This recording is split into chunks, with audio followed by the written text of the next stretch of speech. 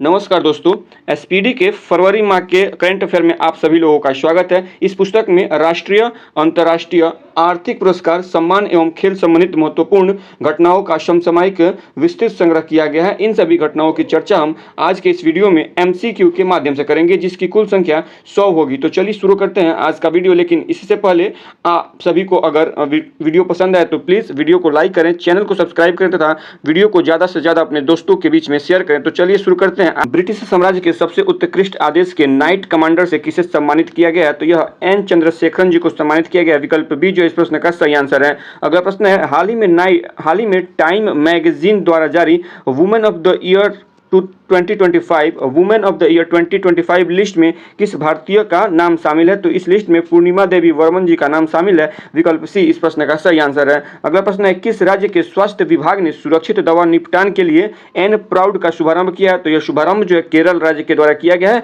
विकल्प डी इस प्रश्न का सही आंसर है। अगला प्रश्न है, पहली बार किस कन्नड़ पुस्तक को अंतर्राष्ट्रीय बुकर पुरस्कार 2025 के लिए सूचीबद्ध किया गया है? प्रश्न एक बार फिर से सुन लीजिए, पहली बार किस कन्नड़ पुस्तक को अंतर्राष्ट्रीय बुकर पुरस्कार 2025 के लिए सूचीबद्ध किया गया है? तो यह हॉट लैम्प को सूचीबद्ध किया गया। विकल्प सी जो है इस प्रश्न का सही आंसर है। ठीक है, हॉट लैम्प के बारे में अगर और जानकारी हासिल करें तो इनकी लेखिका का नाम क्या है?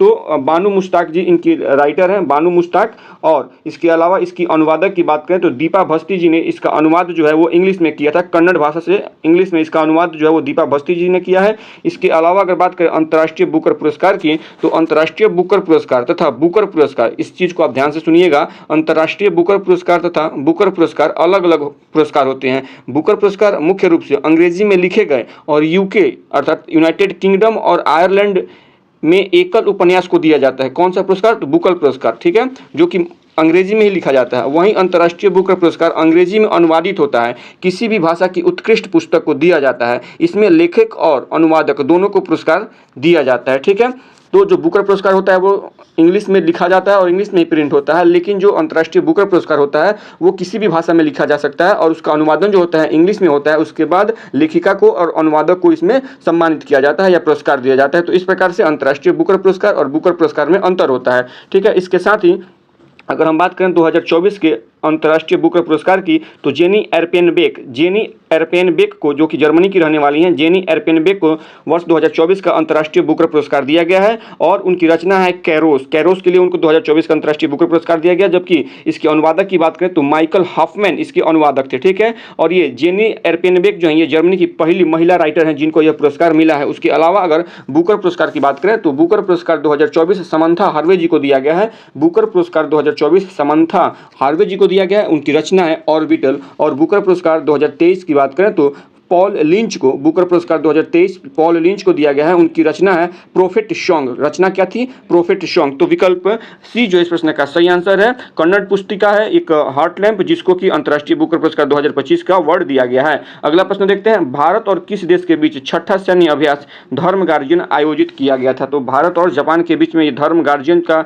छठा संस्करण आयोजित किया गया था। विकल्प बी जो इस प्रश्न का सही आंसर है। इसके अलावा धर्म गार्जियन की बात कर लें सबसे पहले, तो धर्म गार्जियन जो है ये थल सेना का युद्धाभ्यास है। वहीं पर देखें अगर वीर गार्जियन की एक और सैन्य अभ्यास है, वीर गार्जियन जो भारत और जापान के बीच में ही किया जाता है। तो वीर गार्जियन वायुसेना का सैन्य अभ्यास है, जिसकी शुरुआत वर्ष 2023 से की गई थी। तो वीर गार्जियन जो है वायुसेना का सैन्य अभ्यास है, थल गार्जियन थल सेना का, धर्म गार्जियन थल सेना का सैन्य अभ्यास है। तो विकल्प बी जो इस प्रश्न का सही आंसर है। अगला प्रश्न है, कौन लगातार 7वीं बार सबसे स्वच्छ शहर बना है? तो ये इंदौर लगातार 7वीं बार स्वच्छ शहर बना है। विकल्प ए जो इस प्रश्न का सही आंसर है। अगला प्रश्न है कि एक दिवसीय क्रिकेट के इतिहास में सबसे तेज 14,000 रन बनाने वाले खिलाड़ी कौन बन गए हैं? तो ये विराट कोहली बन गए हैं। विकल्प सी जो इस प्रश्न का सही आंसर है। इसके अलावा कुछ और तथ्यों को देखें, क्रिकेट से संबंधित अन्य तथ्यों को, तो रोहित शर्मा और विराट कोहली ने टेस्ट सीरीज से या टेस्ट एक दिवसीय टेस्ट जो मैच होता है उनसे इन्होंने संन्यास ले लिया है। सिर्फ टेस्ट फॉर्मेट से इन्होंने संन्यास लिया है। वहीं पर चेतेश्वर पुजारा और अमित मिश्रा ने क्रिकेट के सभी प्रारूपों से संन्यास ले लिया है। ठीक है, तो विराट कोहली और रोहित शर्मा क्रिकेट के प्रारूप से इन्होंने संन्यास लिया है, जबकि चेतेश्वर पुजारा और अमित मिश्रा ने क्रिकेट के सभी प्रारूपों से संन्यास ले लिया है। तो विकल्प सी जो इस प्रश्न का सही आंसर है। अगला प्रश्न है, किस देश को वर्ष 2024 में आईपीओ के जरिए फंड जुटाने में पहला स्थान प्राप्त हुआ है? तो भारत को आईपीओ के जरिए फंड जुटाने में पहला स्थान प्राप्त हुआ है वर्ष 2024 में। तो विकल्प बी जो इस प्रश्न का सही आंसर है। अगला प्रश्न है कि किस हवाई अड्डे ने प्रतिष्ठित सर्वश्रेष्ठ सुरक्षा पुरस्कार जीता है? प्रश्न एक बार फिर से सुन लीजिएगा, किस हवाई अड्डे ने प्रतिष्ठित सर्वश्रेष्ठ सुरक्षा पुरस्कार जीता है? तो यह मोपा एयरपोर्ट ने यह पुरस्कार जीता है, जो कि गोवा में स्थित है। विकल्प ए जो है इस प्रश्न का सही आंसर है। अगला प्रश्न है, किस आईआईटी ने एशिया की पहली वैश्विक हाइपरलूप प्रतियोगिता की मेजबानी की है? प्रश्न एक बार फिर से सुन लीजिए कि किस आईआईटी ने एशिया की पहली वैश्विक हाइपरलूप प्रतियोगिता की मेजबानी की है? तो यह आईआईटी मद्रास के द्वारा किया गया। विकल्प ए जो है इस प्रश्न का सही आंसर है। अगला प्रश्न है, memory league world championship 2025, memory league world championship 2025 का खिताब किसने जीता है? तो यह खिताब क्लारा टॉशन ने जीता। विकल्प बी जो इस प्रश्न का सही आंसर हो जाएगा। क्लारा टॉशन ने मेमोरी लीग वर्ल्ड चैंपियनशिप 2025 का खिताब जीता है। अगला प्रश्न है कि हाल ही में 27वीं पश्चिमी क्षेत्रीय परिषद की बैठक कहां हुई? प्रश्न एक बार फिर से सुनिए, हाल ही में 27वीं पश्चिमी क्षेत्रीय परिषद की बैठक कहां हुई है? तो यह पुणे में बैठक इसकी हुई है। विकल्प ए जो इस प्रश्न का सही आंसर है। अगला प्रश्न देखते हैं, गवाह संरक्षण योजना 2025, गवाह संरक्षण योजना 2025 किस राज्य द्वारा लागू किया गया है? तो यह जो योजना है हरियाणा राज्य के द्वारा लागू किया गया है। विकल्प बी जो है इस प्रश्न का सही आंसर हो जाएगा। गवाह संरक्षण योजना वर्ष 2025 किस राज्य द्वारा लागू की गई है? हरियाणा राज्य के द्वारा लागू किया गया है। अगला प्रश्न देखते हैं, कौन सा देश चीन के बाद डिजिटल पायलट लाइसेंस जारी करने वाला दूसरा देश बन गया है? कौन सा देश चीन के बाद डिजिटल पायलट लाइसेंस जारी करने वाला दूसरा देश बन गया है? तो यह भारत है। विकल्प सी इस प्रश्न का सही आंसर है। अगला प्रश्न है, किस आईआईटी ने स्वदेशी अंतरिक्ष चिप आईरिस विकसित की है? किस आईआईटी ने स्वदेशी अंतरिक्ष चिप आईरिस विकसित की है? तो यह आईआईटी मद्रास के द्वारा विकसित किया गया है। विकल्प ए इस प्रश्न का सही आंसर है। अगला प्रश्न है, विश्व मातृभाषा दिवस किस तारीख को मनाया जाता है? विश्व मातृभाषा दिवस किस तारीख को मनाया जाता है? 21 फरवरी को मनाया जाता है। विकल्प ए है इस प्रश्न का सही आंसर। इसके अलावा अगर देखें तो 14 सितंबर को यानी 14 सितंबर को राष्ट्रीय हिंदी दिवस मनाया जाता है। 14 सितंबर को राष्ट्रीय हिंदी दिवस मनाया जाता है और 10 जनवरी को विश्व हिंदी दिवस मनाया जाता है। 10 जनवरी को विश्व हिंदी दिवस मनाया जाता है और 10 जनवरी विश्व हिंदी दिवस 2025 की थीम की बात करें, जो कि 2025 में जो विश्व हिंदी दिवस मनाया गया था उसकी थीम क्या थी? तो एकता और सांस्कृतिक गौरव की वैश्विक आवाज़, एकता और सांस्कृतिक गौरव की वैश्विक आवाज़ वर्ष 2025 के विश्व हिंदी दिवस की थीम थी। तो विकल्प ए जो है इस प्रश्न का सही आंसर है। अगला प्रश्न है, नागरिक उड्डयन सुरक्षा ब्यूरो, नागरिक उड्डयन सुरक्षा ब्यूरो के नए महानिदेशक बने हैं। कौन इसके नए महानिदेशक बने? तो राजेश निर्वाण। विकल्प बी जो इस प्रश्न का सही आंसर है। राजेश निर्वाण जी नागरिक उड्डयन सुरक्षा ब्यूरो के नए महानिदेशक बने हैं। अगला प्रश्न है, किस राज्य की वन प्रबंधन परियोजना को स्कॉच पुरस्कार से सम्मानित किया गया है? किस राज्य की वन प्रबंधन परियोजना को स्कॉच पुरस्कार से सम्मानित किया गया? तो नागालैंड के वन प्रबंधन परियोजना को स्कॉच सम्मान से या पुरस्कार से सम्मानित किया गया है। विकल्प बी जो इस प्रश्न का सही आंसर है। अगला प्रश्न है, स्थानीय शासन प्रदर्शन सूचकांक 2024 में कौन सा राज्य शीर्ष पे रहा है? तो इसमें कर्नाटक राज्य शीर्ष पे रहा है। विकल्प डी इस प्रश्न का सही आंसर है। अगला प्रश्न है, मिजोरम राज्य ने अपना स्थापना दिवस किस तिथि को मनाया है? तो यह 20 फरवरी को मिजोरम राज्य ने अपना स्थापना दिवस मनाया है। विकल्प बी इस प्रश्न का सही आंसर है। अगला प्रश्न है, हाल ही में किस शहर को असम राज्य की दूसरी राजधानी के रूप में घोषित किया गया है? तो डिब्रूगढ़ को असम की दूसरी राजधानी के रूप में घोषित किया गया है, डिब्रूगढ़ को। इसके पहले असम की पहली राजधानी कौन है? दिसपुर है। असम की पहली राजधानी दिसपुर है और अब असम की दूसरी राजधानी डिब्रूगढ़ हो गई है। तो विकल्प ए इस प्रश्न का सही आंसर है। अगला प्रश्न है कि 5वीं बहुपक्षीय नौसेना अभ्यास कोमोडो, 5वीं बहुपक्षीय नौसेना अभ्यास कोमोडो का आयोजन कहाँ किया गया? तो इसका आयोजन जो है इंडोनेशिया में किया गया था। विकल्प ए जो है इस प्रश्न का सही आंसर है। अगला प्रश्न है, किस देश की महिला खिलाड़ी बेथ मुनी को जनवरी 2025 के लिए ICC player of the month का सम्मान मिला है? तो यह किस देश की महिला है? ऑस्ट्रेलिया की खिलाड़ी है। विकल्प बी जो इस प्रश्न का सही आंसर है। प्रश्न एक बार, यह खिलाड़ी का नाम एक बार फिर से सुन लीजिए कि बेथ मुनी को जनवरी 2025 के लिए ICC player of the month दिया गया है और किस देश से संबंध रखती है? तो ये ऑस्ट्रेलिया से संबंध रखती है। और विकल्प बी जो इस प्रश्न का सही आंसर है। अगला प्रश्न है कि हाल ही में चर्चा में रही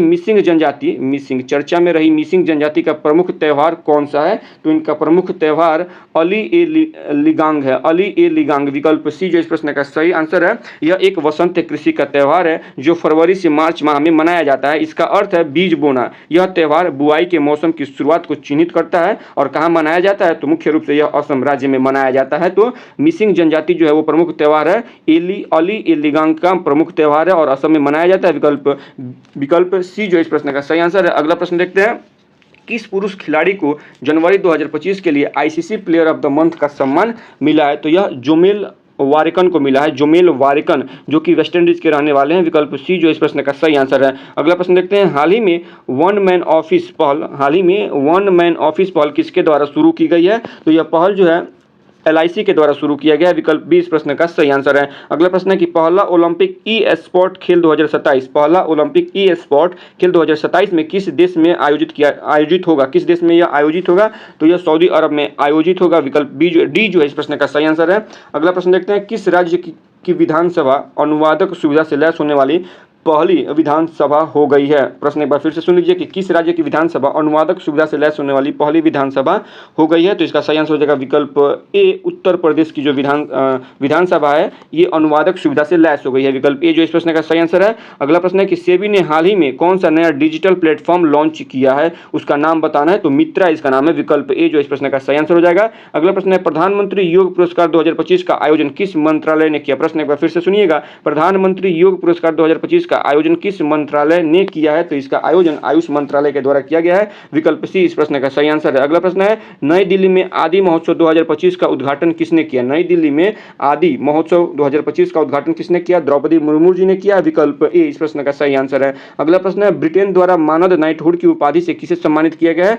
तो एन चंद्रशेखर जी को सम्मानित किया गया। विकल्प डी जो है इस प्रश्न का सही आंसर है। अगला प्रश्न है, पूर्वोत्तर एकता महोत्सव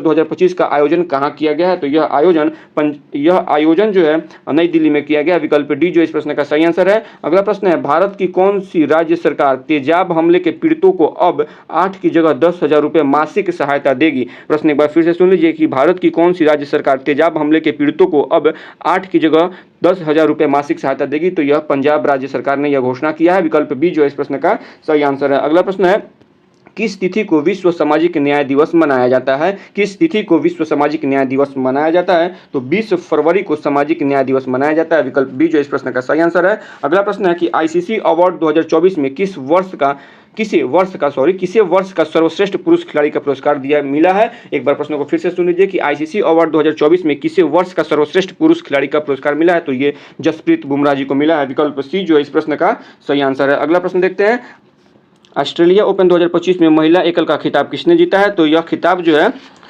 मेडिसन क्रीज ने जीता है। यह खिताब मेडिसन क्रीज ने जीता है। विकल्प सी जो है इस प्रश्न का सही आंसर है। अगला प्रश्न है कि ऑस्ट्रेलिया ओपन 2025 में पुरुष एकल का खिताब किसने जीता है? तो पुरुष एकल का खिताब जैनिक सिनर ने जीता है। विकल्प डी जो इस प्रश्न का सही आंसर है। यहाँ पे आप महिला और पुरुष दोनों का आप यहाँ पे देख सकते हैं, ऑस्ट्रेलिया ओपन 2025 महिला एकल का खिताब और ऑस्ट्रेलिया ओपन 2025 पुरुष एकल का खिताब। तो महिला एकल का खिताब मेडिसन क्रीज ने जीता है, वहीं पे पुरुष एकल का खिताब जैनिक सिनर ने जीता है। इसके अलावा अगर बात करें तो इसके अलावा देखें कि फ्रेंच ओपन 2025 की अगर बात कर लें हम, तो फ्रेंच ओपन 2025 में पुरुष एकल का खिताब कार्लोस अल्काराज ने जीता है। वहीं पर फ्रेंच ओपन 2025 में महिला एकल का खिताब कोको गाफ ने जीता है। इसके अलावा विंबलडन की बात करें, विंबलडन 2025 में पुरुष एकल का खिताब जैनिक सिनर ने जीता है और विंबलडन 2025 में महिला एकल खिताब जो है वो ईगा स्विएटेक ने जीता है। ठीक है, तो विकल्प डी जो इस प्रश्न का सही आंसर है। अगला प्रश्न देखते हैं हम, जलवायु जोखिम सूचकांक 2025 में भारत कौन से स्थान पे रहा है? तो ये भारत जो है ये 6वें स्थान पे रहा है। विकल्प सी जो इस प्रश्न का सही आंसर है। पहले स्थान पे कौन है? तो डोमिनिका पहले स्थान पे है। अगर बात करें जलवायु जोखिम सूचकांक कौन जारी करता है, तो जर्मन वॉच के द्वारा जलवायु जोखिम सूचकांक जारी किया जाता है। जर्मन वॉच के द्वारा जारी किए गए जलवायु जोखिम सूचकांक 2025 में पहले स्थान पे डोमिनिका है, वहीं पे 6वें स्थान पे भारत है। अगला प्रश्न देखते हैं, 10वां अंतर्राष्ट्रीय महिला सम्मेलन कहाँ आयोजित किया गया? तो यह बेंगलुरु में आयोजित किया गया था। विकल्प सी जो इस प्रश्न का सही आंसर है। अगला प्रश्न है कि हाल ही में किस केंद्र शासित प्रदेश में आयुष्मान भारत वय वंदना योजना का शुभारंभ किया गया? प्रश्न एक बार फिर से सुन लीजिए कि हाल ही में किस केंद्र शासित प्रदेश में आयुष्मान भारत वय वंदना योजना की शुभारंभ की गई है? तो यह पुडुचेरी में शुरू किया गया है। विकल्प बी जो इस प्रश्न का सही आंसर है। अगला प्रश्न है कि हाल ही में किस देश के माउंट डुकोनो ज्वालामुखी में विस्फोट हुआ है? हाल ही में किस देश के माउंट डुकोनो ज्वालामुखी में विस्फोट हुआ है? तो यह इंडोनेशिया में स्थित ज्वालामुखी है जिसमें हाल ही में विस्फोट हुआ है। तो विकल्प सी जो इस प्रश्न का सही आंसर है। अगला प्रश्न है कि चर्चा में रहा अनामुडी शोला राष्ट्रीय उद्यान चर्चा में रहा अनामुडी शोला राष्ट्रीय उद्यान किस राज्य में है? तो यह केरल राज्य में है। विकल्प बी जो इस प्रश्न का सही आंसर है। अगला प्रश्न है कि उत्तराखंड में आयोजित 38वें राष्ट्रीय खेलों का विषय क्या है? उत्तराखंड में आयोजित अंतर्राष्ट्रीय 38वें राष्ट्रीय खेलों का विषय क्या है? तो ग्रीन गेम्स इसका विषय है। विकल्प ए जो इस प्रश्न का सही आंसर है। इसके अलावा देखिएगा तो आयोजन जो है इसका 38वें राष्ट्रीय खेलों का आयोजन देहरादून उत्तराखंड में इसका आयोजन हुआ था। यहाँ पे पदक तालिका की अगर बात कर लें तो पदक तालिका में शीर्ष स्थान पर सर्विसेज रहा है, दूसरे स्थान पर महाराष्ट्र रहा है, तीसरे स्थान पर हरियाणा रहा है।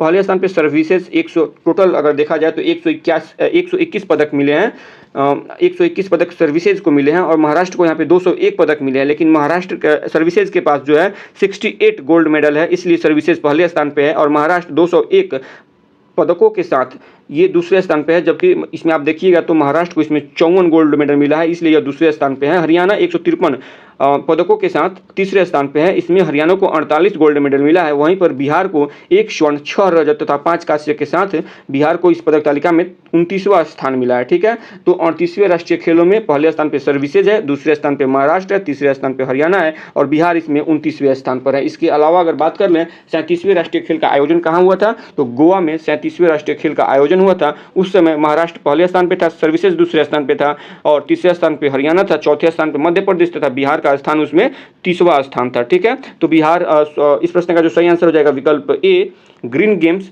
38वें राष्ट्रीय खेलों का विषय था। अगला प्रश्न देखते हैं। चर्चा में रहा हिंदू और सिख धर्म तीर्थ स्थल मणिकरण किस राज्य में है? प्रश्न एक बार फिर से सुन लीजिए कि चर्चा में रहा हिंदू और सिख धर्म तीर्थ स्थल मणिकरण किस राज्य में है? तो यह हिमाचल प्रदेश राज्य में है। विकल्प सी जो इस प्रश्न का सही आंसर है। अगला प्रश्न है कि भारत का पहला स्वदेशी स्वचालित बायोमेडिकल अपशिष्ट उपचार संयंत्र सृजनम किसने लॉन्च किया? प्रश्न एक बार फिर से सुन लीजिए। भारत का पहला स्वदेशी स्वचालित बायोमेडिकल अपशिष्ट उपचार संयंत्र सृजनम किसने लॉन्च किया है? तो यह डॉक्टर जितेंद्र सिंह के द्वारा लॉन्च किया गया। विकल्प बी जो इस प्रश्न का सही आंसर है। अगला प्रश्न है कि किस राज्य में पहला ग्रीन बजट प्रस्तुत किया गया है? तो यह राजस्थान में पहला ग्रीन बजट प्रस्तुत किया गया है। विकल्प बी जो इस प्रश्न का सही आंसर है। अगला प्रश्न है कि भविष्य की सरकारों का निर्माण थीम के तहत विश्व सरकार शिखर सम्मेलन 2025 कहां आयोजित किया गया? प्रश्न एक बार फिर से सुन लीजिए। भविष्य के सरकारों का निर्माण थीम के तहत विश्व सरकार शिखर सम्मेलन 2025 कहां आयोजित किया गया है?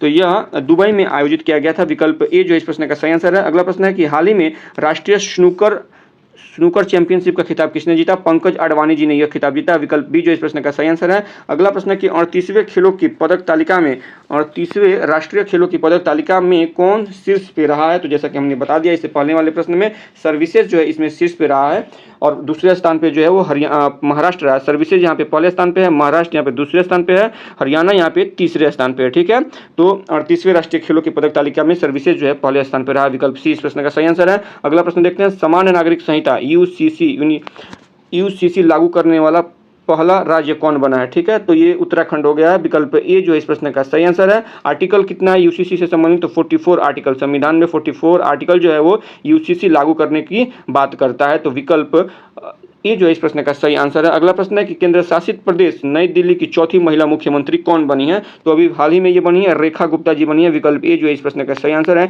इसके पहले अगर आप देखिएगा तो सुषमा स्वराज जी सबसे पहले जो है वो दिल्ली राज्य की महिला मुख्यमंत्री सुषमा स्वराज जी बनी थी, जो बीजेपी से थी। उसके बाद शीला दीक्षित जी बनी थी कांग्रेस पार्टी से। ये कांग्रेस पार्टी की ये सदस्य थी। उसके अलावा आतिशी मार्लेना आप पार्टी से सदस्य थी, आप पार्टी की। और उसके बाद रेखा गुप्ता जी जो कि बीजेपी की पार्टी की सदस्य हैं। तो वर्तमान में रेखा गुप्ता जी दिल्ली की जो है चौथी महिला मुख्यमंत्री बनी है। तो पहली महिला मुख्यमंत्री सुषमा स्वराज, दूसरी महिला मुख्यमंत्री शीला दीक्षित, तीसरी महिला मुख्यमंत्री आतिशी मार्लेना और चौथी महिला मुख्यमंत्री जो है दिल्ली की बनी है वो रेखा गुप्ता जी हैं। विकल्प ए जो इस प्रश्न का सही आंसर है। अगला प्रश्न है भारत के 26वें मुख्य चुनाव आयुक्त कौन बने हैं? तो ये ज्ञानेश कुमार बने हैं। विकल्प बी जो इस प्रश्न का सही आंसर है। और ये हैं 26वें मुख्य चुनाव आयुक्त। अगर 25वें मुख्य चुनाव आयुक्त की बात करें तो राजीव कुमार जी 25वें मुख्य चुनाव आयुक्त थे। राजीव कुमार जी 25वें मुख्य चुनाव आयुक्त थे और वर्तमान में अर्थात 26वें मुख्य चुनाव आयुक्त ज्ञानेश कुमार जी को नियुक्त किया गया है।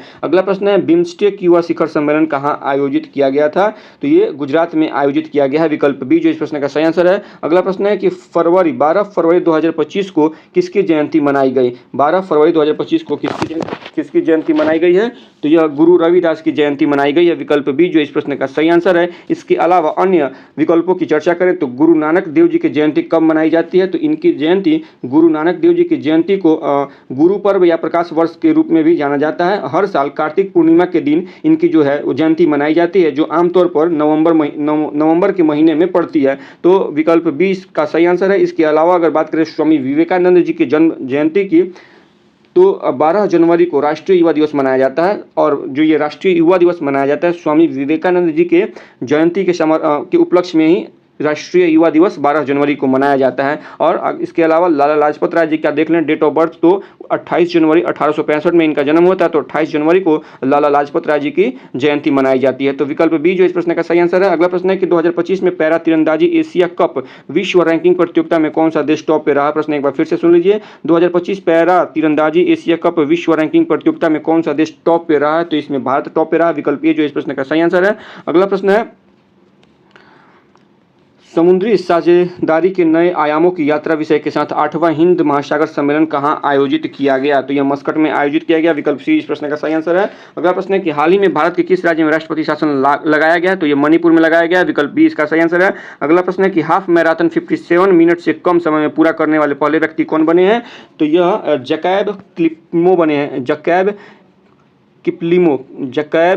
किप्लिमो बने हैं, विकल्प बी जो इस प्रश्न का सही आंसर है। अगला प्रश्न है कि हाल ही में किस देश ने एशिया मिश्रित टीम बैडमिंटन चैंपियनशिप 2025 हाल ही में किस देश ने एशिया मिश्रित टीम बैडमिंटन चैंपियनशिप 2025 का खिताब जीता है? तो यह खिताब जो इंडोनेशिया ने जीता है, विकल्प डी इस प्रश्न का सही आंसर है। अगला प्रश्न है करप्शन परसेप्शन इंडेक्स 2024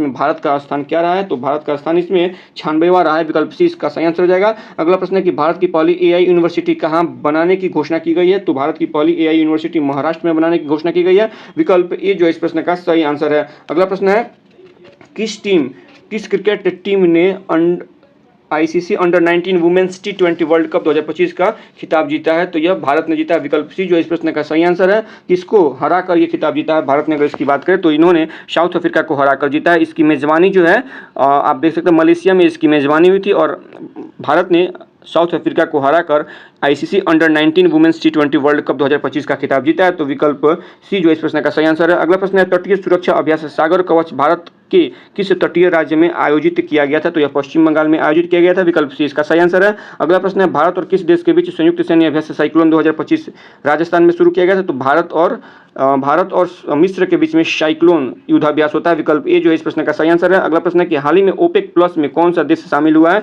तो ओपेक प्लस में ब्राजील शामिल हुआ है, विकल्प सी इसका सही आंसर है। अगला प्रश्न है फिल्म कॉन्क्लेव ने ब्रिटिश अकादमी पुरस्कार में किस श्रेणी में पुरस्कार जीता है? तो सर्वश्रेष्ठ चित्र की श्रेणी में यह पुरस्कार जीता है, विकल्प सी इसका सही आंसर है।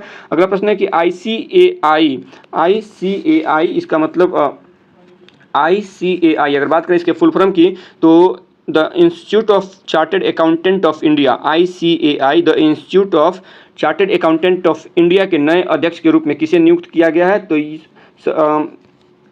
चरणजोत सिंह नंदा को नियुक्त किया गया है, विकल्प डी जो इस प्रश्न का सही आंसर है। चरणजोत सिंह नंदा को नियुक्त किया गया। इसकी स्थापना कब हुई थी? तो किसकी स्थापना? ICAI की स्थापना की बात करें तो 1 जुलाई 1949 को इसकी स्थापना हुई थी, ठीक है।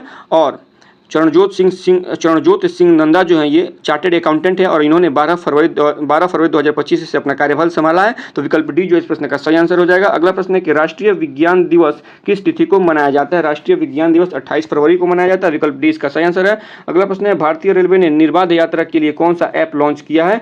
तो स्व रेल ऐप लॉन्च किया, विकल्प सी जो इस प्रश्न का सही आंसर है। स्व रेल ऐप लॉन्च किया गया है, विकल्प सी इसका सही आंसर है।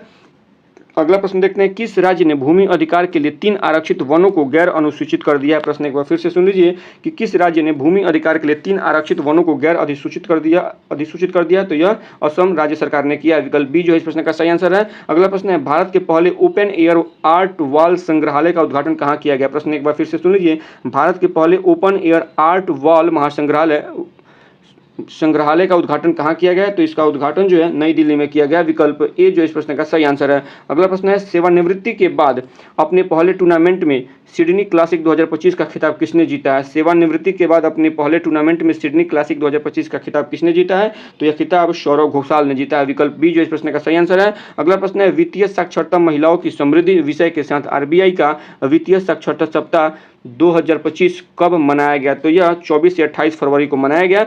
24 से 28 फरवरी, विकल्प डी जो इस प्रश्न का जो है सही आंसर हो जाएगा। अगला प्रश्न है कि भारतीय सेना के किस सेवानिवृत्त जहाज को भारत के पहले पानी के नीचे स्थित संग्रहालय में परिवर्तित किया जा रहा है? प्रश्न एक बार फिर से सुन लीजिए कि भारतीय सेना के किस सेवानिवृत्त जहाज को भारत के पहले पानी के नीचे स्थित संग्रहालय में परिवर्तित किया जा रहा है? तो ये आईएनएस गुलदार को किया जा रहा है। विकल्प बी जो इस प्रश्न का सही आंसर है, आईएनएस गुलदार। कहाँ पे है ये? तो ये महाराष्ट्र में इस संग्रहालय को विकसित किया जा रहा है, यानी पानी के नीचे जो संग्रहालय बन रहा है वो महाराष्ट्र में बन रहा है। और किस जहाज में बनाया जा रहा है? तो आईएनएस गुलदार में इसको बनाया जा रहा है। विकल्प बी जो इस प्रश्न का सही आंसर है। अगला प्रश्न है कि हाइप्रिक्स एविएशन द्वारा विकसित भारत के पहले निजी तौर पर विकसित सुपरसोनिक रैमजेट इंजन का नाम क्या है? तो इसका नाम तेज रखा गया है। विकल्प डी जो इस प्रश्न का सही आंसर है। अगला प्रश्न देखते हैं, कौन सा राज्य लगातार तीसरे वर्ष पक्षी गणना में शीर्ष पे रहा है? पश्चिम बंगाल इसमें शीर्ष पे रहा है। विकल्प बी इस प्रश्न का सही आंसर है। अगला प्रश्न है कि 9वीं एशिया आर्थिक वार्ता का आयोजन कहाँ किया गया? 9वीं एशिया आर्थिक वार्ता का आयोजन कहाँ किया गया है? पुणे में किया गया है। विकल्प बी इस प्रश्न का सही आंसर है। अगला प्रश्न है, ग्रामीण क्रिकेट लीग शुरू करने वाला भारत का पहला राज्य कौन है? बिहार है। ग्रामीण क्रिकेट लीग शुरू करने वाला भारत का पहला राज्य कौन है? तो बिहार है। विकल्प सी इस प्रश्न का सही आंसर है। अगला प्रश्न है, गुनेरी को किस राज्य का पहला जैव विविधता स्थल घोषित किया गया है? गुनेरी को किस राज्य का पहला जैव विविधता स्थल घोषित किया गया? तो ये गुजरात राज्य के गुनेरी को पहला जैव विविधता स्थल घोषित किया गया है। विकल्प बी इसका सही आंसर हो जाएगा। अगला प्रश्न है कि अरब सागर में समुद्री डकैती विरोधी मिशन के लिए किस भारतीय वायुसेना पायलट को सम्मानित किया गया है? तो इनका नाम है अक्षय सक्सेना जी को सम्मानित किया गया है। विकल्प सी इसका सही आंसर है। अगला प्रश्न है कि वर्ष 2025 में पहली बार एआई शिखर सम्मेलन की मेजबानी कौन करेगा? तो यह भारत करेगा। विकल्प ए इस प्रश्न का सही आंसर है। अगला प्रश्न है कि British academy film award BAFTA जिसको कहा जाता है 2025 में किसे सर्वश्रेष्ठ फिल्म चुना गया है? तो कॉन्क्लेव को चुना गया है। विकल्प ए जो इस प्रश्न का सही आंसर है। अगला प्रश्न है कि ग्रोक 3 चैटबॉट किस कंपनी द्वारा लॉन्च किया गया है जिसे दुनिया का सबसे स्मार्ट एआई कहा जा रहा है? प्रश्न एक बार फिर से सुन लीजिएगा कि ग्रोक 3 चैटबॉट किस कंपनी द्वारा लॉन्च किया गया है जिसे दुनिया का सर्वश्रेष्ठ या सबसे स्मार्ट एआई कहा जा रहा है? तो यह एक्स एआई के द्वारा एक्स है। विकल्प बी जो इस प्रश्न का सही आंसर है, एक्स एआई के द्वारा इसको लॉन्च किया गया है। अगला प्रश्न है कि किस देश के वैज्ञानिकों ने आईवीएफ तकनीक का उपयोग करके पहली बार कंगारू भ्रूण बनाया है? प्रश्न एक बार फिर से सुन लीजिए, किस देश के वैज्ञानिकों ने आईवीएफ तकनीक का उपयोग करके पहली बार कंगारू भ्रूण बनाया है? तो यह ऑस्ट्रेलिया के वैज्ञानिकों ने आईवीएफ का तकनीक का उपयोग करके कंगारू भ्रूण बनाया है। विकल्प सी जो इस प्रश्न का सही आंसर है। अगला प्रश्न है, चेन्नई ओपन 2025 का पुरुष एकल का खिताब किसने जीता? प्रश्न एक बार फिर से सुनिएगा, चेन्नई ओपन 2025 के पुरुष एकल का खिताब किसने जीता है? तो कायरियन जैकवेट ने जीता है। विकल्प डी जो इस प्रश्न का सही आंसर है, कायरियन जैकवेट ने चेन्नई ओपन 2025 के पुरुष एकल का खिताब जीता है। अगला प्रश्न है कि किस राज्य सरकार ने सूखे से निपटने के लिए सुजल परियोजना शुरू किया है? किस राज्य सरकार ने सूखे से निपटने के लिए सुजल परियोजना शुरू किया है? तो यह परियोजना जो है कर्नाटक राज्य सरकार द्वारा शुरू किया गया। विकल्प बी इसका सही आंसर है। अगला प्रश्न है, बजट 2025-26 के लिए बजट में कुल अनुमानित व्यय कितना है? यहाँ से लगभग जो भी आगे प्रश्न आएंगे वो सभी बजट से संबंधित है, तो इसको ध्यान से सुनिएगा आप सभी। बजट 2025-26 के लिए बजट में कुल अनुमानित व्यय कितना है? तो कुल अनुमानित व्यय 50.65 लाख करोड़ का है। विकल्प बी इसका सही आंसर है। अगला प्रश्न है कि बजट 2025-26 में विकास के कितने इंजनों का जिक्र किया गया है? 4 इंजनों का जिक्र किया गया है। विकल्प डी इस प्रश्न का सही आंसर है। अगला प्रश्न है, बजट 2025-26 में रक्षा क्षेत्र में कितना आवंटन किया गया है? तो रक्षा क्षेत्र में 6,81,000 करोड़ रुपए का खर्च किया गया है। 6,81,000 करोड़ रुपए का आवंटन किया गया है रक्षा क्षेत्र के लिए। अगला प्रश्न है कि बजट 2025-26 के अनुसार किस राज्य में मखाना बोर्ड की स्थापना होगी? तो ये बिहार राज्य में मखाना बोर्ड की स्थापना होगी। विकल्प बी जो है इस प्रश्न का सही आंसर है। प्रश्न एक बार फिर से सुन लीजिए, बजट 2025-26 के अनुसार किस राज्य में मखाना बोर्ड की स्थापना होगी? बिहार राज्य में मखाना बोर्ड की स्थापना की बात की गई है। अगला प्रश्न है कि बजट 2025-26 के अनुसार नई व्यक्तिगत आयकर व्यवस्था में कितना लाख तक की इनकम पर कोई टैक्स नहीं देना होगा? तो 12 लाख तक का अगर आपका एनुअल इनकम है तो इस पर आपको कोई टैक्स नहीं देना होगा। विकल्प सी जो इस प्रश्न का सही आंसर है। अगला प्रश्न है, बजट 2025-26 में शिक्षा क्षेत्र में कितना आवंटन किया गया है? बजट 2025-26 में शिक्षा क्षेत्र में 1,28,665 करोड़ रुपया खर्च किया जाएगा। 1,28,665 करोड़ रुपया किसमें होगा खर्च? तो ये शिक्षा क्षेत्र में खर्च होगा। वहीं पर रक्षा क्षेत्र में कितना होगा? तो 6,81,000 रक्षा क्षेत्र में खर्च होगा।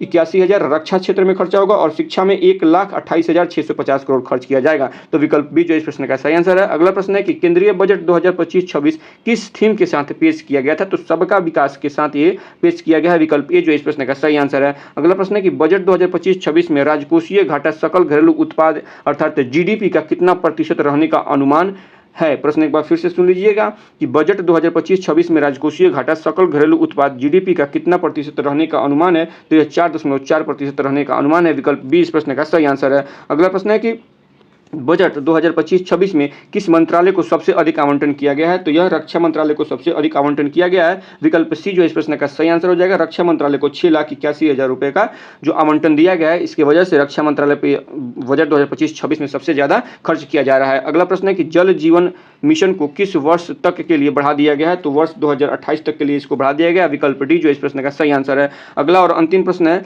आर्थिक समीक्षा 2024-25 आर्थिक समीक्षा 2024-25 के अनुसार भारत के जीडीपी में कितने प्रतिशत तक की वृद्धि का अनुमान है? तो भारत के जीडीपी में 6.3% से लेकर 6.8% तक की वृद्धि का अनुमान है। तो विकल्प ए जो इस प्रश्न का सही आंसर है।